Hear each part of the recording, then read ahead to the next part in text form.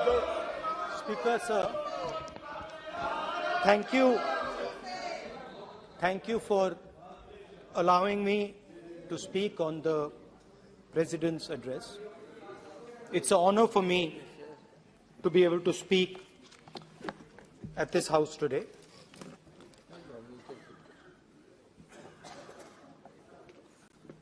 जैसे आप सबको मालूम है, पिछले 4 महीनों में हम भारत जोड़ो यात्रा कन्याकुमारी से लेकर कश्मीर तक हम पैदल चले।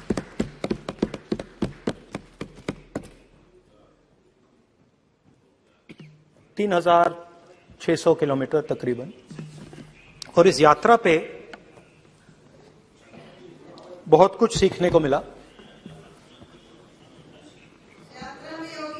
बस बस बस बस कोई बात। इस यात्रा में बहुत कुछ सीखने को मिला और जो जनता की आवाज, हिंदुस्तान की आवाज है, उसको गहराई से सुनने का मौका मिला।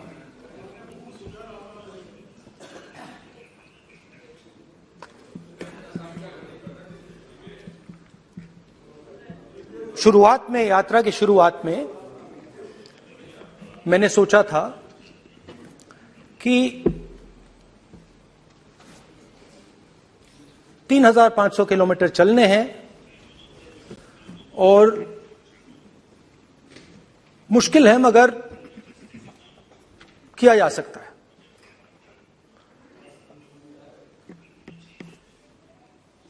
आप भी राजनेता हो, हम भी राजनेता हैं। हाँ, सेवक कह लीजिए। और नॉर्मली आजकल की राजनीति में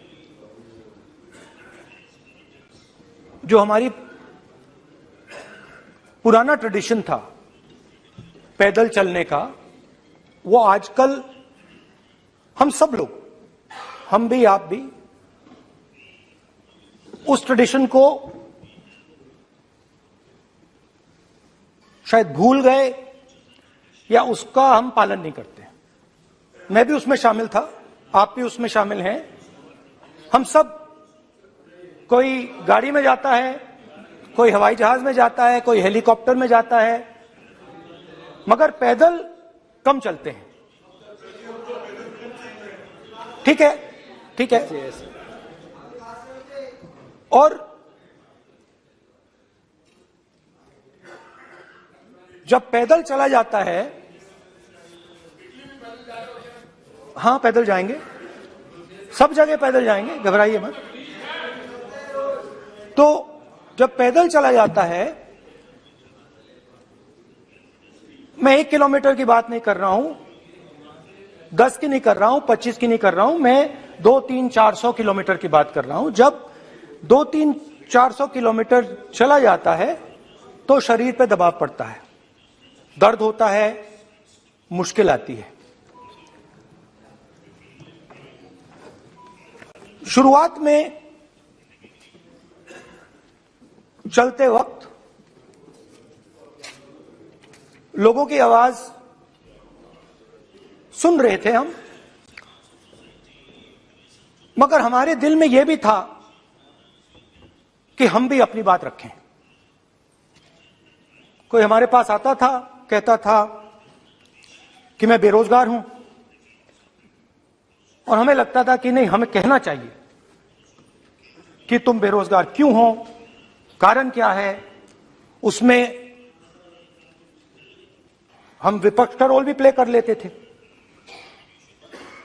आपकी भी बुराई कर देते थे। नहीं, वो तो है, वो भी करेंगे, हम भी करेंगे। मगर थोड़ी देर चलने के बाद एक बदलाव आया, और जो हमारी आवाज थी, जो ये डिजायर था बोलने का कि भैया बेरोजगारी इसलिए है, महंगाई इसलिए है, वो बिल्कुल बंद हो गई। कि हमने इतने लोगों से बात की, मतलब हजारों लोगों से बात की, बच्चों से, बुजुर्गों से, महिलाओं से, माताओं से, बहनों से, कि थोड़ी देर बाद ये बिल्कुल आवाज बंद हो गई। और फिर हम गहराई से, और मैं खुल के कह सकता हूं, मैंने तो अपनी जिंदगी में इस प्रकार से कभी पहले सुना ही नहीं था। क्योंकि हम सब में थोड़ा सा अहंकार होता है कि हम ही बता दें, अपनी बात रखते।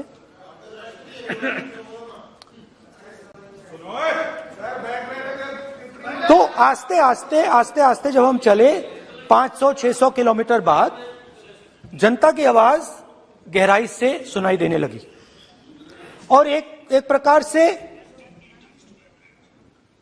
यात्रा, इंडिविजुअल्स नहीं, यात्रा हमसे बोलने लगी। नहीं, गहरी बात है, समझ नहीं आएगा। आप समझने की कोशिश करो। यात्रा हमसे बोलने लगी। 200 किलोमीटर आप चलने की कोशिश करिए, पता चल जाएगा। और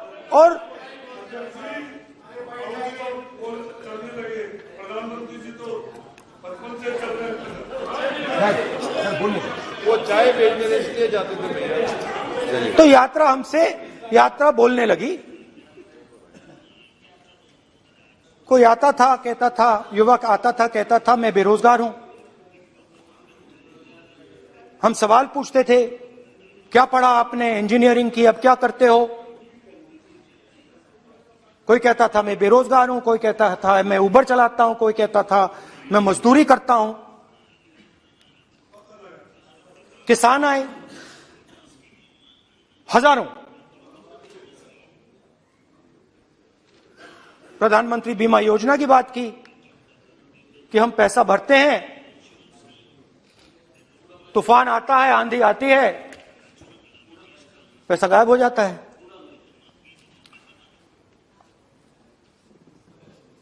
किसानों ने यह भी कहा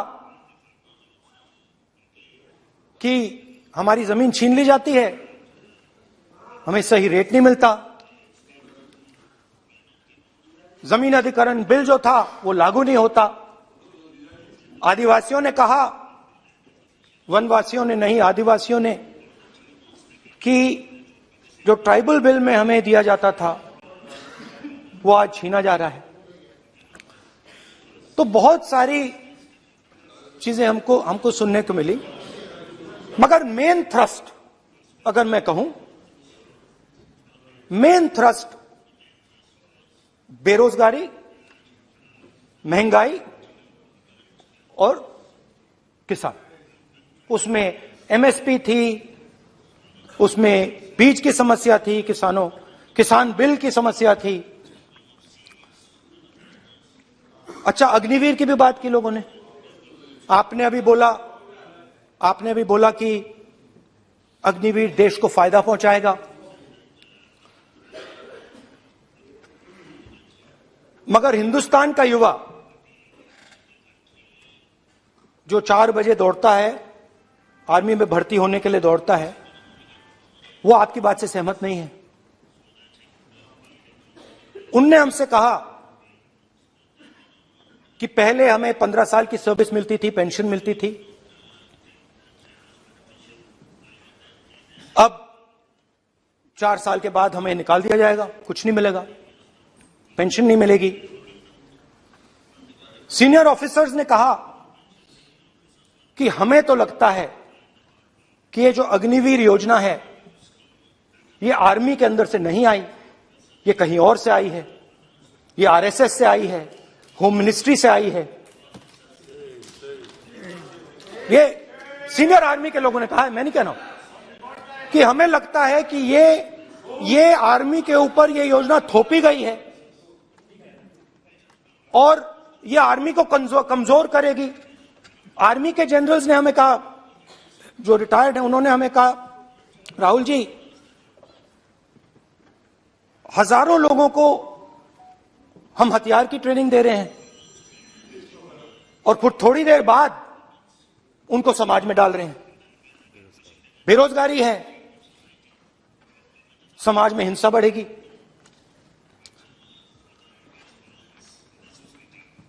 तो उनके मन में था कि ये जो अग्निवीर योजना जो है, ये आर्मी के अंदर से नहीं आई है। और मुझे नाम भी बताया कि अजीत डोभाल जी ने ये योजना आर्मी पे थोपी है। क्यों नहीं ले सकते? क्यों नहीं ले सकते? बिल्कुल ले सकते हैं, पार्लियामेंट में थोड़ी है वो। क्यों नहीं ले क्यों नहीं ले सकते? क्या बात कर रहे हैं? सर ये तर्क है, बाद में फिर अडानी के लिए भी यही बोलने वाले हैं, फिर ये तर्क है इनका। तो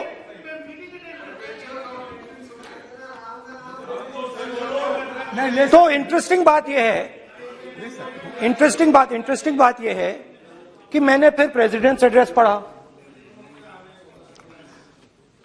देश के सब युवा अग्निवीर अग्निवीर अग्निवीर अग्निवीर बोल रहे हैं, कह रहे हैं कि ये आर्मी के ऊपर थोपा गया है, हमें नहीं चाहिए। आर्मी के लोग कह रहे हैं हमें नहीं चाहिए।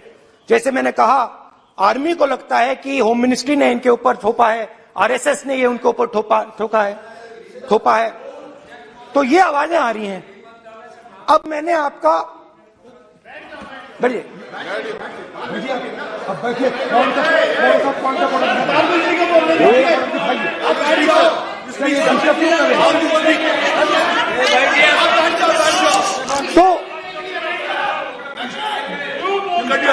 तो एक फर्क, ये थोड़ा पानी ले आओ ना, मैंने पानी। तो मुझे एक फर्क दिखा प्रेसिडेंट्स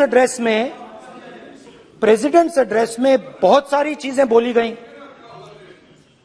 अग्निवीर के लिए एक लाइन थी, एक शब्द, एक बार अग्निवीर शब्द का प्रयोग किया गया, और वो भी अग्निवीर योजना हमने दी, उससे ज्यादा कुछ नहीं बोला। कहां से आई, कौन लाया, किसको फायदा होगा, ये नहीं बोला।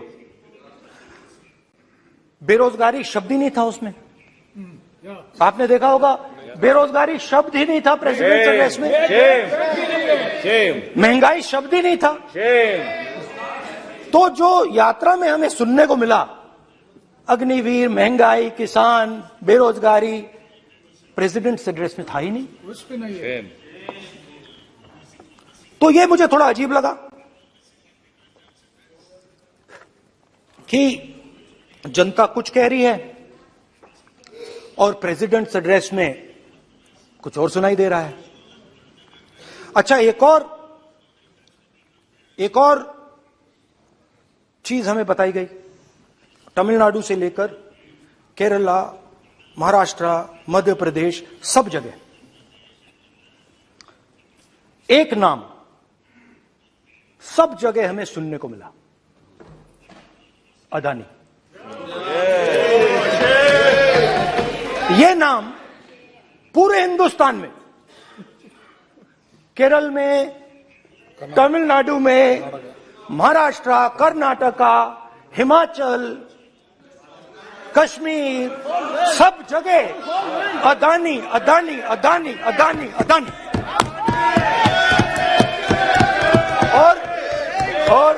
और ये नाम नहीं, और इस नाम के बारे में जब लोग बोलते थे मुझसे, तो 2-3 सवाल पूछते थे।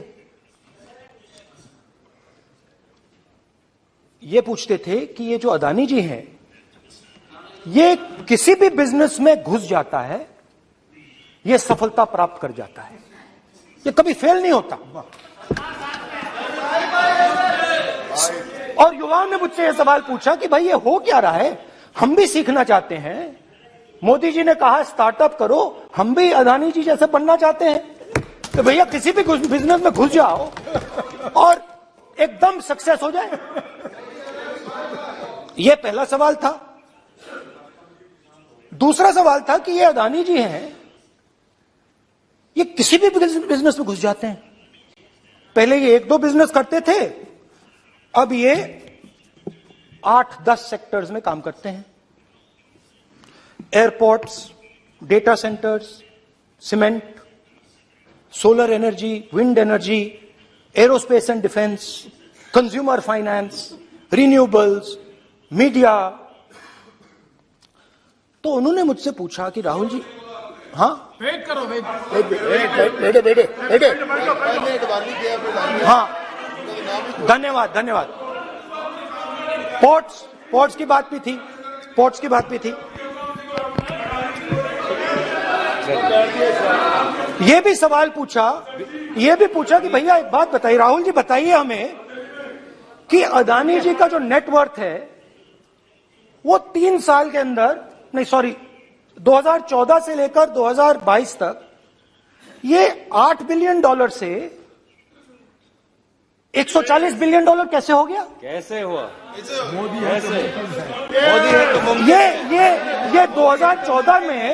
ये 2014 में अगर आप दुनिया की मुस्कुरा रहे हैं, आप बीजेपी में है ना आप,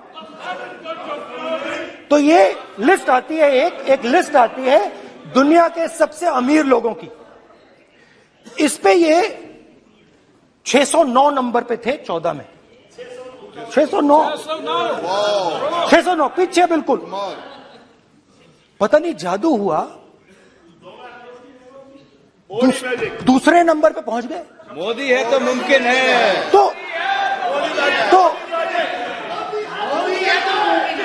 तो मुझसे पूछा यार, बहुत सारे लोगों ने पूछा कि भैया राहुल जी बताइए,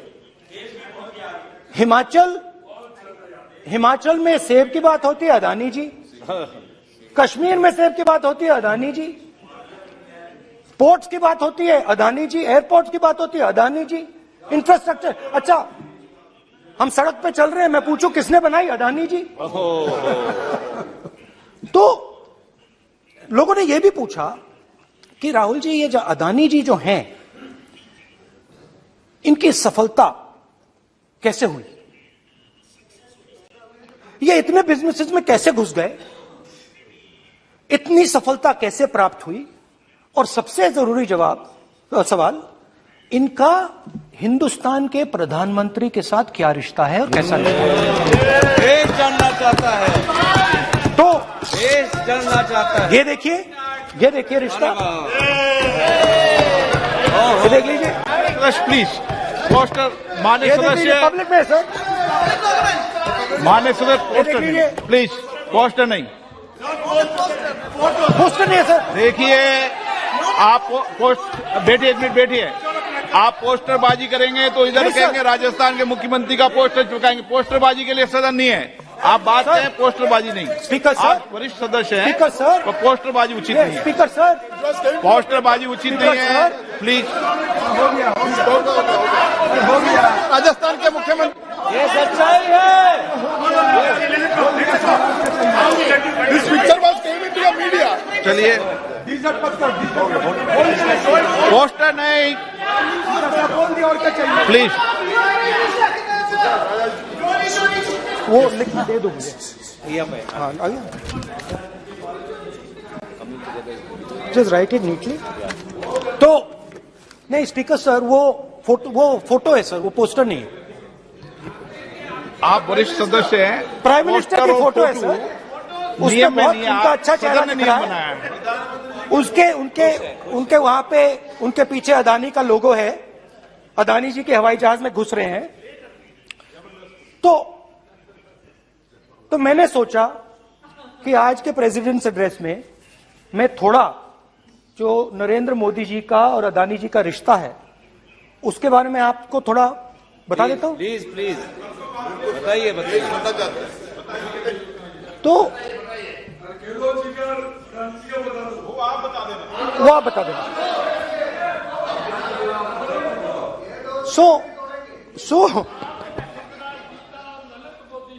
So the relationship begins many years ago when Narendra Modi ji was the Chief Minister of Gujarat.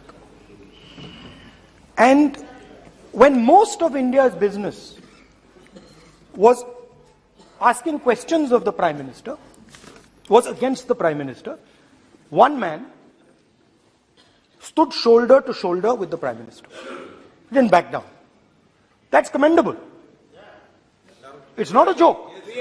He was loyal to the Prime Minister. And what did he do? He helped Mr. Modi construct the idea of resurgent Gujarat. Right? The idea that you bring these businessmen together, and you call it resurgent Gujarat, vibrant Gujarat, they're both. And he was the backbone in setting up that group of people. Okay? And the result of that was tremendous growth of his businesses in Gujarat. Expansion of his businesses. I think then the real magic starts. जब प्रधानमंत्री जी दिल्ली आते हैं और 2014 में असली जादू शुरू होता है। मैंने कहा कि 2014 में वो 609 नंबर पे थे, कुछ ही सालों में वो दूसरे नंबर पे पहुंच गए। कैसे पहुंचे? मैं आपको, बहुत सारी इंडस्ट्रीज में काम करते हैं, मैं आपको 2-3 इंडस्ट्रीज का उदाहरण दे देता हूं। एयरपोर्ट इंडस्ट्री की बात, एयरपोर्ट्स की बात करते हैं।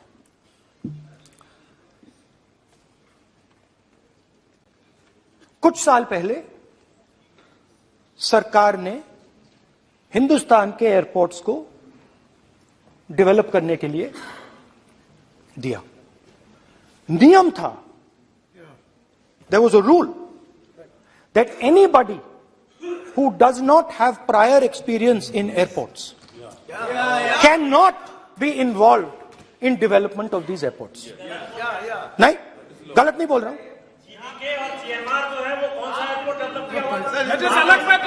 आप बैठ जाइए।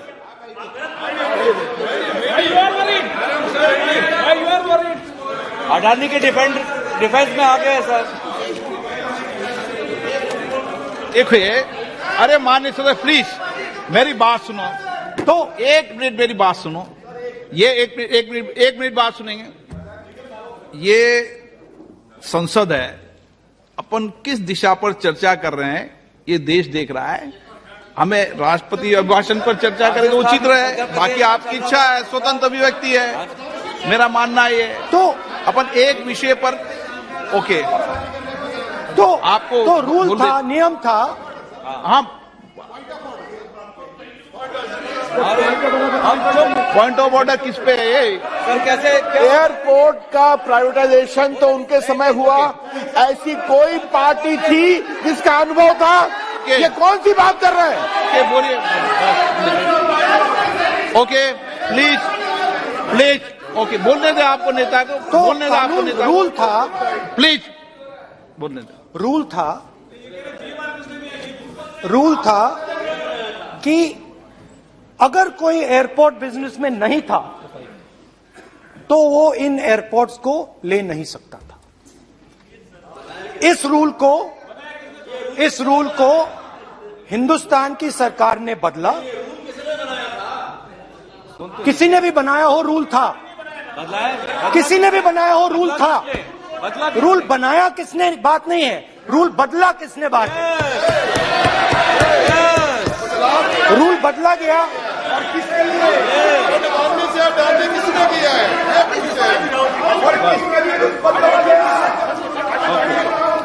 रूल बदला गया।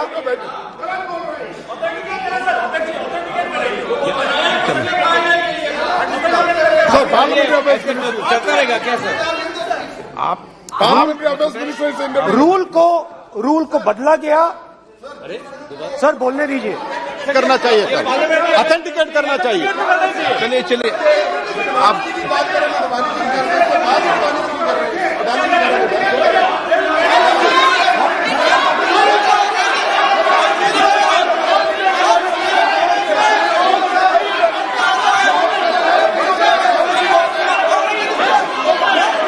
रूल बदला गया सर, ठीक है सर।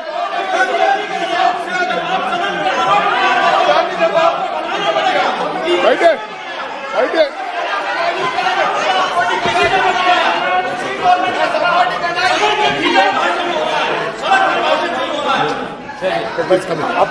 तो ये रूल बदला गया। उस समय मीडिया में इसके बारे में चर्चा हुई थी। रूल बदला गया और अदानी जी को 6 एयरपोर्ट्स दिए गए। उसके बाद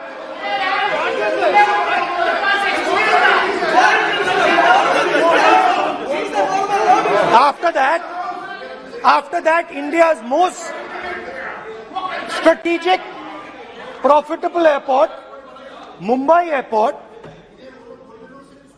was taken away by GVK, hijacked by using the agencies. The agencies को CBI, ED का प्रयोग कर GVK पर दबाव डालकर हिंदुस्तान की सरकार ने उस एयरपोर्ट को अदानी जी के हाथों में कर दिया। रिजल्ट क्या आया? रिजल्ट आया कि एयरपोर्ट्स में आज अदानी जी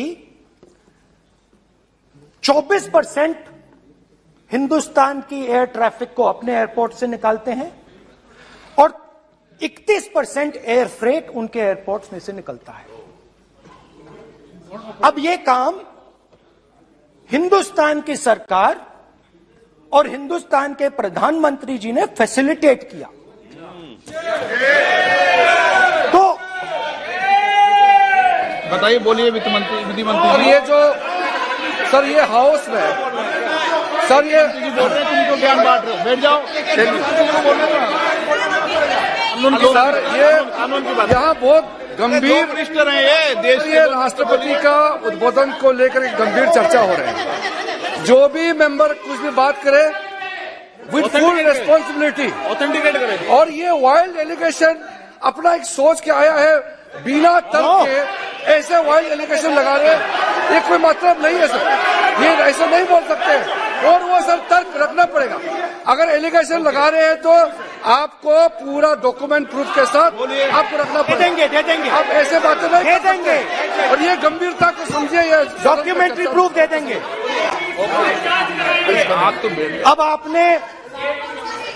अब आपने जो पिछले स्पीकर थे उन्होंने फॉरेन पॉलिसी की बात की, हम भी फॉरेन पॉलिसी की बात करते हैं। चलिए डिफेंस से शुरू करते हैं। बहुत ऑप्शंस है, आप बताइए कहां से शुरू करें। बिजली, डिफेंस, बहुत ऑप्शंस है। Defence, let us start with defence. अब डिफेंस में अदानी जी का कोई एक्सपीरियंस नहीं था, जीरो एक्सपीरियंस। कल मैंने प्रधानमंत्री को HAL में देखा। प्रधानमंत्री जी ने कहा कि गलत आरोप लगाया, मगर रियलिटी तो यह है कि HAL का जो कॉन्ट्रैक्ट था 126 हवाई जहाजों का, वो अनिल अंबानी को चला गया और अनिल अंबानी बैंकरप्ट हो गया। वहां भी फैसिलिटेशन था। अब देखिए, और ये जो फ्यूचर एंटरप्रेन्योर्स हैं, जो बिजनेस स्कूल हैं, हार्वर्ड यूनिवर्सिटी जैसे स्कूल हैं, इनको इसकी केस स्टडी बनानी चाहिए, शायद बने। How to use government power to build individual businesses, case study.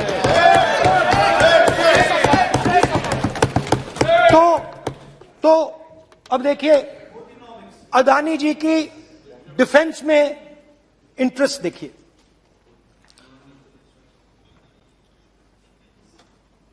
Elbit company के साथ हिंदुस्तान में अदानी जी ड्रोन्स बनाते हैं।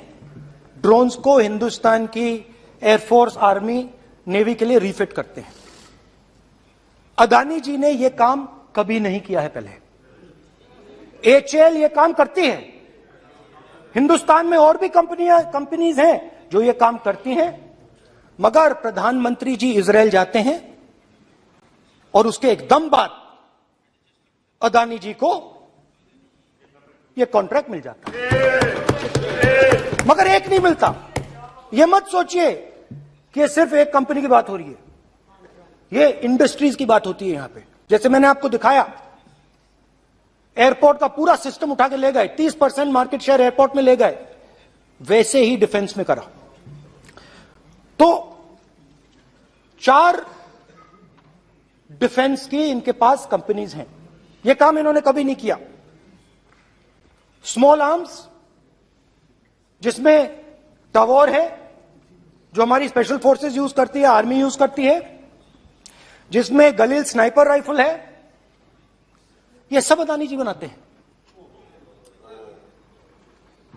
सीधा स्ट्रेट इजराइल में प्राइम मिनिस्टर जाते हैं, प्राइम मिनिस्टर के साथ वहां पे मतलब बीच में पैदल चलते हैं और फिर जादू से पीछे से इंडिया का फर्स्ट कॉम्प्रिहेंसिव एमआरओ मिल जाता है मेंटेनेंस के लिए, जहाजों के मेंटेनेंस के लिए।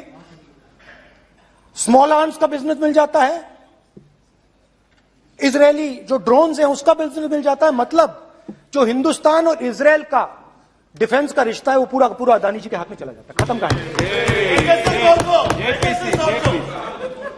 हाँ, उसमें पेगासस भी है, तो पता नहीं वहां से क्या मतलब पेगासस कैसे आया, क्या हुआ, किसने दिया।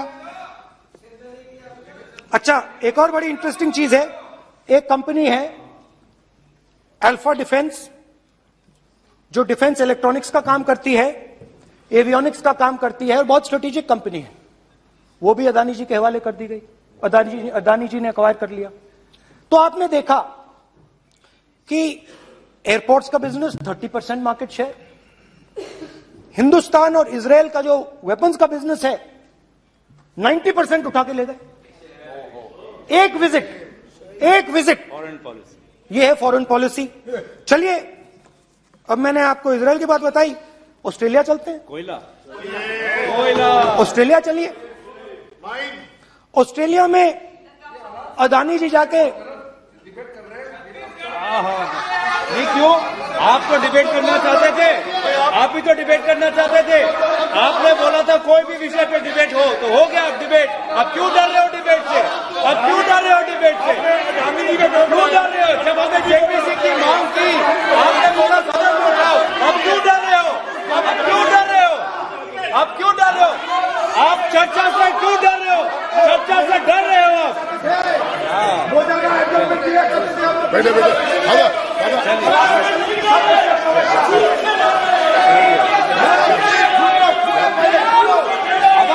अब सुनना पड़ेगा, अब सुनना पड़ेगा,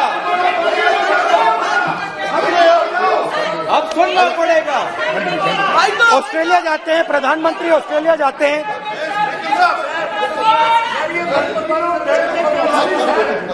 प्रधानमंत्री ऑस्ट्रेलिया जाते हैं।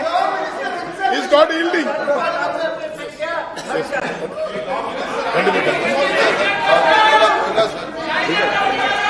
ऑस्ट्रेलिया जाते हैं। कैब नंबर बताएं। 369। Not allowed. Not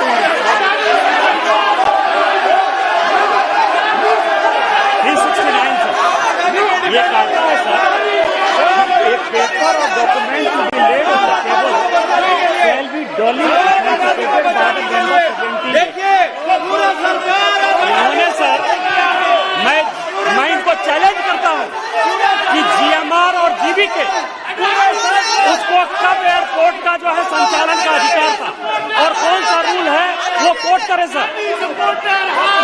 किस रोल के आधार पर ये, इनको मैं चैलेंज करता हूं, पूरी कांग्रेस पार्टी को चैलेंज करता हूं कि जीएमआर और जीबीके को कौन सा एयरपोर्ट चलाने का लाइसेंस जब दिया तो उनको उसका नॉलेज था। मैं चैलेंज करता हूं पूरी कांग्रेस पार्टी को।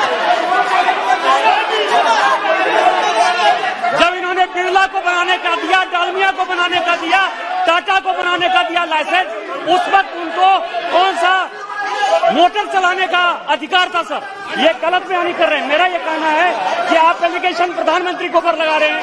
आप पेपर दीजिए, और कौन सा रूल भारत सरकार ने चेंज किया एयरपोर्ट में अडानी के लिए, वो ऑथेंटिकेट कीजिए, नहीं तो इस तरह की बात नहीं कर सकते।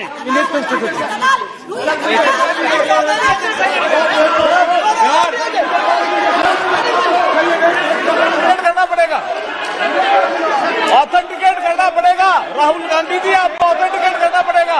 आप ऐसा नहीं बोल सकते हवा में, आप हवा में बोल रहे हो और प्रधानमंत्री जी पर आरोप लगा रहे हो। आपको ऑथेंटिकेट करना ही पड़ेगा। आप ऐसे ही बोल रहे हो कि जीएमआर का जीवीके के समय रूल, हाँ कहा था रूल, कोई रूल नहीं था। आपको यह तो ऑथेंटिकेट, और ऑथेंटिकेट करके ही रखना पड़ेगा आपको। पहले रखिए और उसके बाद आगे बात करने देंगे, नहीं तो माफी मांगिए देश से। आप प्रधानमंत्री जी पर आरोप लगा रहे हैं, सर बोलने दीजिए। अनाप शनाप आरोप लगा रहे हैं, बिना किसी डॉक्यूमेंट के आरोप लगा रहे हैं प्रधानमंत्री जी पे। रूल 353 सर, रूल 353 किया है sir, no allegation of defamatory और incriminatory nature shall be made unless you have given notice. छोड़िए, वो तो प्रधानमंत्री के खिलाफ एलिगेशन लगा रहे हैं बिना नोटिस दिए, बिना कोई डॉक्यूमेंट दिए। सर ये रिकॉर्ड पर नहीं जाना चाहिए सर, ये बिल्कुल रूल का उल्लंघन है। और क्या क्या बातें वो कह रहे हैं सर, मैं उसको रिपीट नहीं करना। Reckless allegation, baseless allegation, in violation of rules, sir ये स्वीकार नहीं होना चाहिए।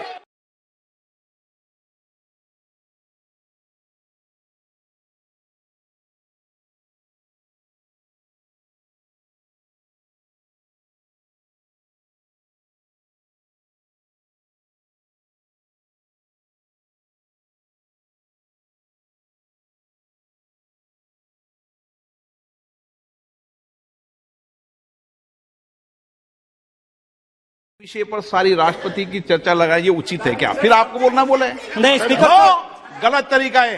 राहुल गांधी जी, आप बोल रहे नहीं, गलत तरीका है। क्या देश को संदेश देना चाहते हैं आप? क्या संदेश देना चाहते हैं देश को? चलिए राहुल गांधी जी। ऑस्ट्रेलिया में प्रधानमंत्री जाते हैं,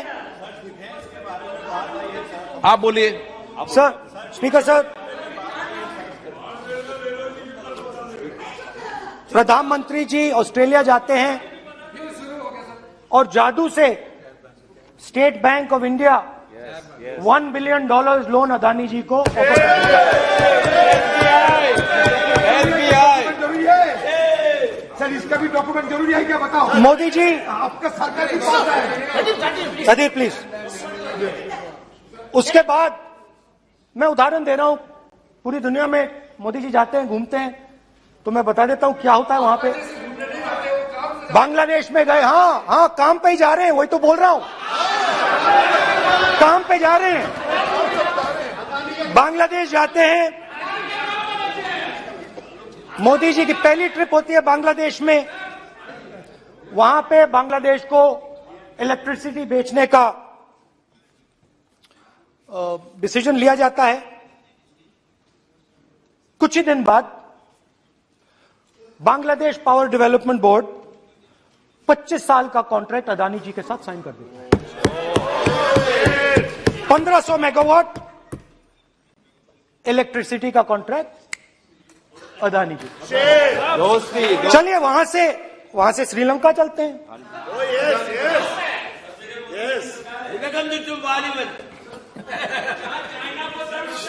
जून 2022 में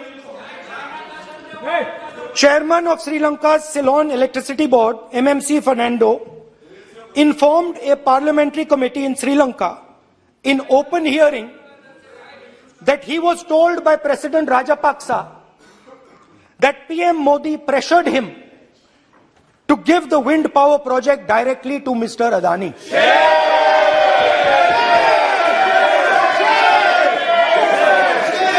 मतलब श्रीलंका इलेक्ट्रिसिटी बोर्ड के चेयरमैन कहते हैं कि उन्होंने राजापाक्सा जी ने कहा कि हिंदुस्तान के प्रधानमंत्री ने उनको कहा है कि ये विंड पावर का प्रोजेक्ट है, ये अदानी जी को देना है। तो ये रही आपकी फॉरेन पॉलिसी। ये हिंदुस्तान की फॉरेन पॉलिसी नहीं है, ये अदानी जी की फॉरेन पॉलिसी है। उनके बिजनेसेस बनाने की फॉरेन पॉलिसी है। अब यात्रा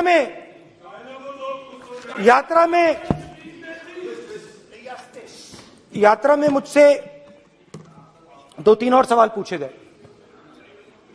यात्रा में लोगों ने मुझसे पूछा, राहुल जी ये जो LIC कंपनी है इसका पैसा अदानी जी की मदद करने के लिए क्यों डाला जा रहा है?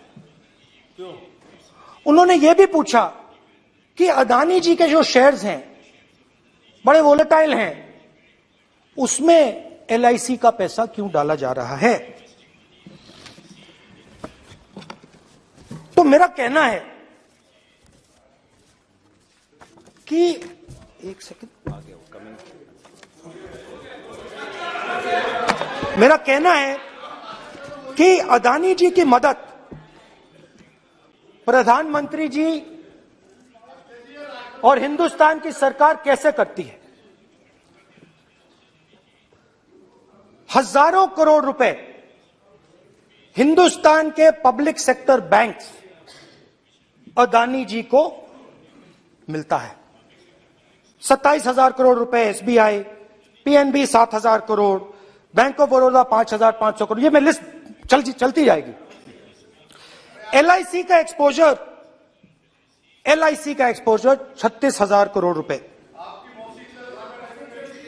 3 crore SBI and other PSU bank holders. So money is going to Mr. Adani and to finance.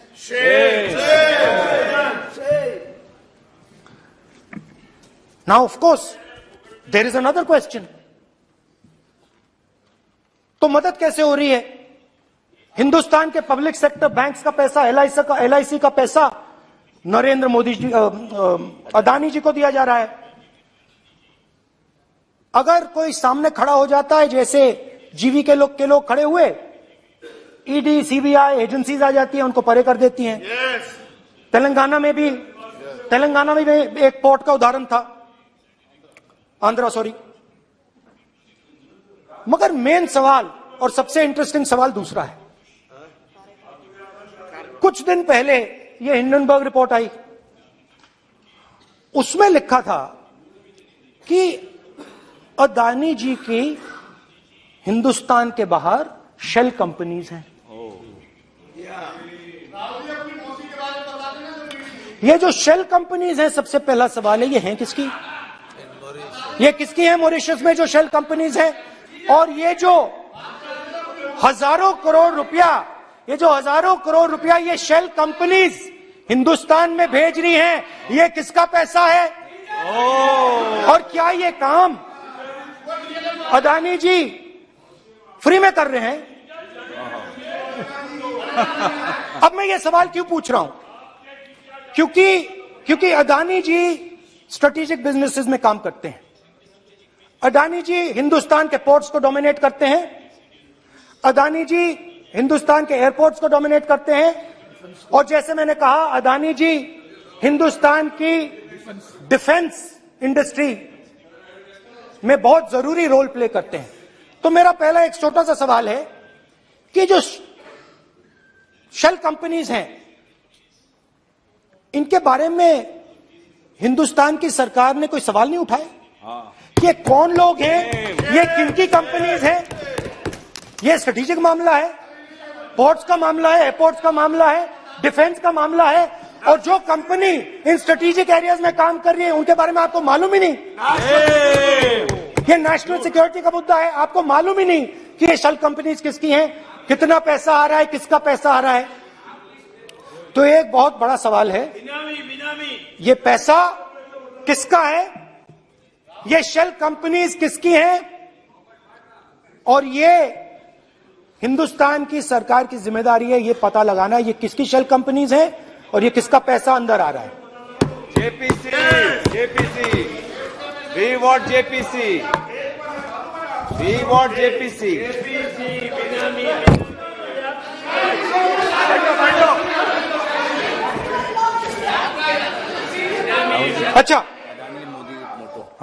अच्छा, अब अच्छा, अब चलिए छोटा सा बजट के बारे में बता देता हूं। 2022 में अदानी जी अनाउंस करते हैं कि वो $50 बिलियन इन्वेस्ट करेंगे to build the world's largest green hydrogen ecosystem. और इस बजट में बीजेपी की सरकार निर्मला सीतारमण जी कहती हैं हम ग्रीन हाइड्रोजन के लिए बहुत ह्यूज इंसेंटिव्स देंगे। 19,700 करोड़ रुपए हम ग्रीन हाइड्रोजन के लिए देंगे, मतलब अदानी जी को देंगे। जुगलबंदी बजट में अदानी जी के लिए 50 नए airport, coastal shipping, horticulture, grain storage, ये सब काम आप कर रहे हैं। तो मेरे सिर्फ कल प्रधानमंत्री जी आज कल भाषण देंगे, मेरे उनसे 2-3 छोटे से सवाल हैं। मेरा प्रधानमंत्री जी से 2-3 सवाल हैं।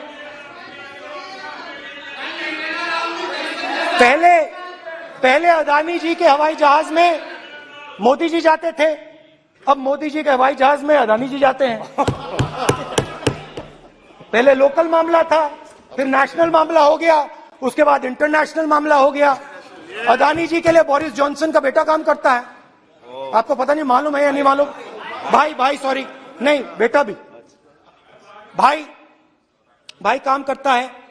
तो ये मामला पहले गुजरात का मामला था, फिर ये हिंदुस्तान का मामला हुआ, अब ये इंटरनेशनल मामला हो गया है। तो मेरा सवाल प्रधानमंत्री जी से, और सिंपल सवाल है, प्रधानमंत्री जी आपकी फॉरेन ट्रिप्स पे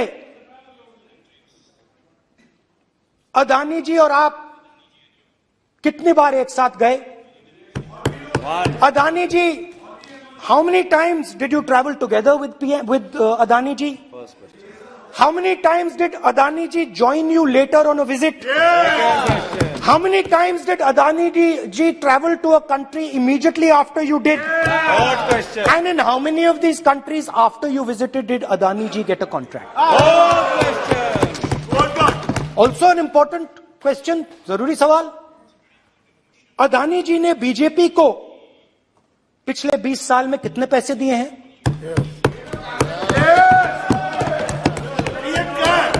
इलेक्टोरल बॉन्ड्स में कितना पैसा दिया है?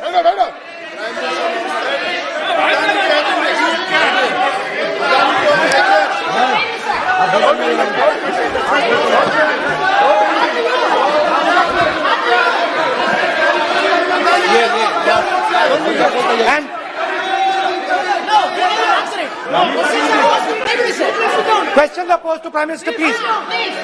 सर खत्म करने दीजिए सर। कंक्लूडिंग और बहुत सुंदर तरीके से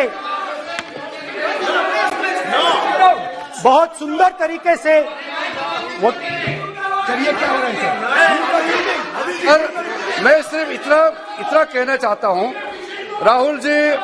राहुल जी अभी आप सीनियर एमपी हो गए हैं, आप एक सीनियर एमपी हो चुके हैं।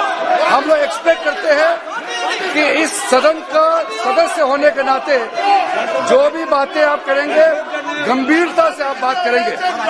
बाहर आप जो भी भाषण देते हैं हम लोग उसको रोक नहीं सकते हैं। इस सदन के अंदर में जो भी बात कही जाती है पूरा गंभीरता के साथ, प्रमाण के साथ कहे जाना चाहिए, ये परंपरा है। और राहुल जी ने कहा कि प्रधानमंत्री विदेश घूमने जाते हैं, तो मैंने आज वो जो युवाओं ने मुझसे सवाल पूछा था कि अदानी जी की इतनी बिजनेस एक्यूमेंट कहां से आई, इतने अलग अलग सेक्टर्स में अदानी जी ने कैसे सक्सेस प्राप्त की, अदानी जी के बारे में पूरी दुनिया को स्टडी करनी चाहिए, हार्वर्ड यूनिवर्सिटी को स्टडी करनी चाहिए कि पॉलिटिक्स के बीच में और बिजनेस के बीच में कैसा रिश्ता होता है। India is a case study and prime minister Narendra Modi should be given a gold medal in this. Now बहुत अच्छी तरह बीजेपी के जो पिछले स्पीकर थे उन्होंने मेरे भाषण को इंकैप्सुलेट किया मेरे लिए बहुत अच्छी तरह। आपने जो मैं सोच रहा था आपने उससे और भी अच्छी तरीके से बोल दिया। Coming together is a beginning, Adani और keeping together is progress, working together is success. Adani ji and Narendra Modi ji, thank you.